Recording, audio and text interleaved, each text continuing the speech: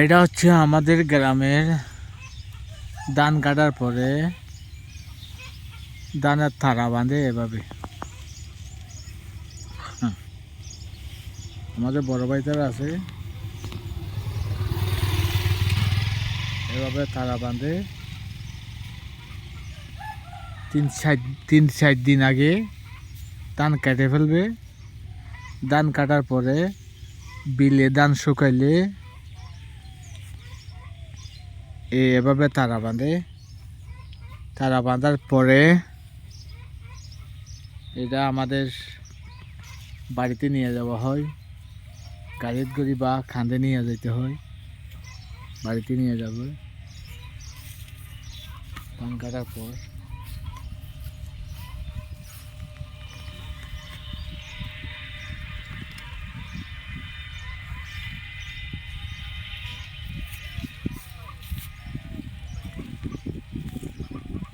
দৃশ্যটা খুব ভালো, আমার কাছে খুব ভালো লাগে।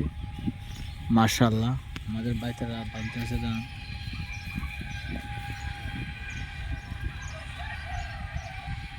এভাবে তারা বাঁধি ফেলাইছে।